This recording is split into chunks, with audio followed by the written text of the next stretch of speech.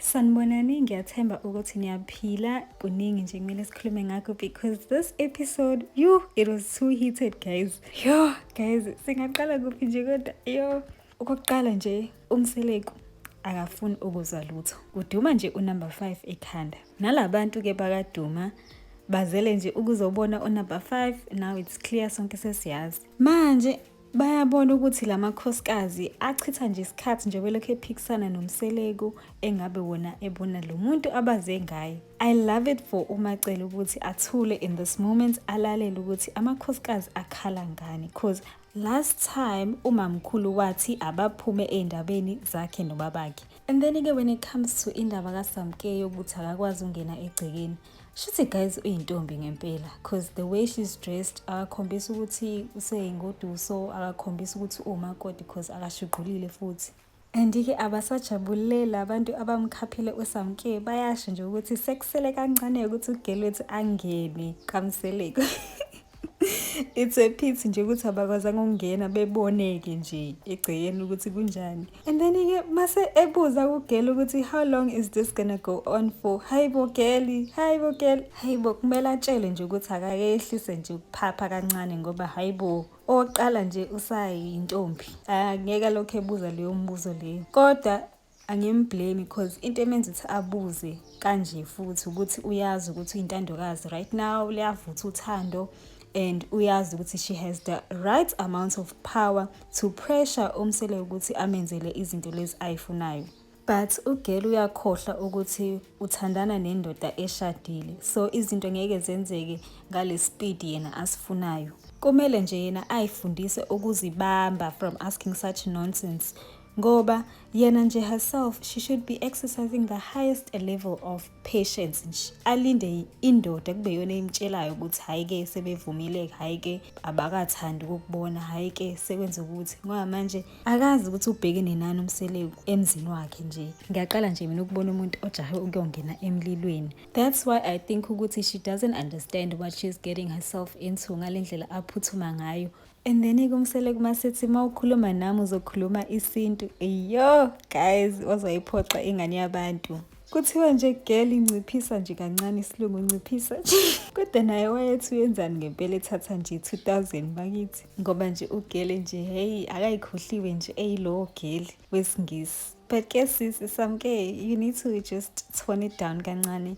And remember ukuthi ngempela you are not special, you are just a pawn kule game kaMthombeni. You are there to play a role, so don't expect ukuthi nje kuzovulelwa i-red carpet nje kuwena. Yabona nje ngoba nakusekufike wena ke manje. I absolutely loved futhi i-unity nje ekhombiswe amakhosikazi. Guys, ngisho noma uMacele ephuma eceleni nje, ngiyabonga nje ukuthi uMayeni, uMangwabe noMakhumalo they stood up nje against uMthombeni namanga akhe nje bakithi, ave namanga bakithi.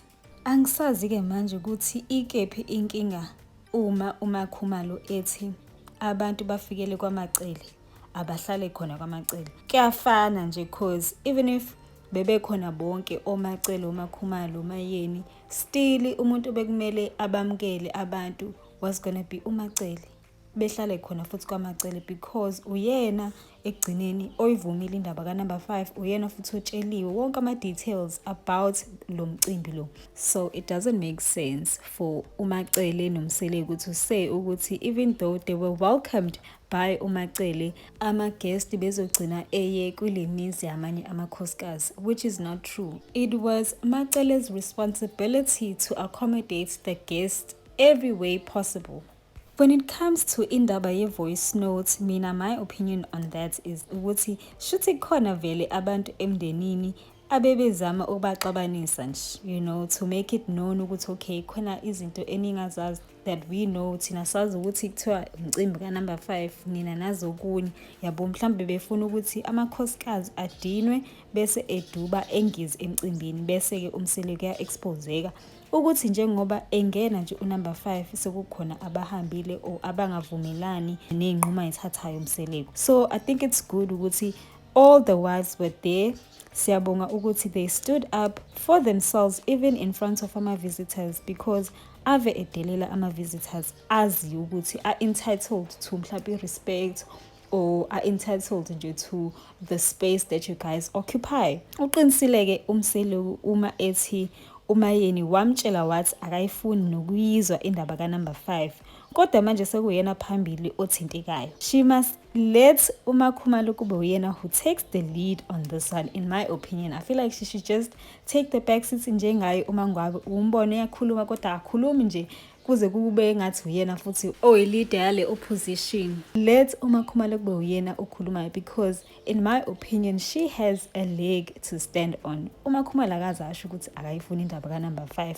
She said she has a problem with timing yokungena kwaNumber 5, ukuthi why is he mixing the two. If i-Thanksgiving akube i-Thanksgiving ehamba yodwa ngoba into yomndeni, then ke bese hosta ke abantu bakaDuma and then introduce ke uNumber 5 wakhe ke bengekho ke amakhosikazi. And-ke sana sizoyiziba for now indaba kaMayeni eyibhanqa nabantu aba full time phakathi kwekhaya lakaMseleki, ngoba thina sazi ukuthi usey-part time, sazi ukuthi wagoduka, but asikho lapho. Wavele waphethe uMacele ngokuthi angayiphenduli indaba ye-voice notes, because I feel like in that moment she could have just answered ukuthi whether uyayazi noma akayazi indaba ye-voice note. Inkinga nje kaMacele uvumela inzondo anayo against uMakhumalo to get in the way of ukulungisa inkinga. Akafundi uvuma ukuthi uMakhumalo yonke lento ayikhulumayo i-right. Yena nje into ayilwelayo nje ukuthi nje abukeke united nendoda yakhe engavumelana nalamanye amakhosikazi, because yena egcineni ukholela ekuthanini lento between yena nobabakhe. Hi ke sana, that is all I have for episode 17. I would like to hear your thoughts on this. Please comment down below and don't forget to like, share and most importantly subscribe so that our community can continue to grow. As always, thank you so much for the love and support. Ngizonibona kule elandelayo. Bye guys.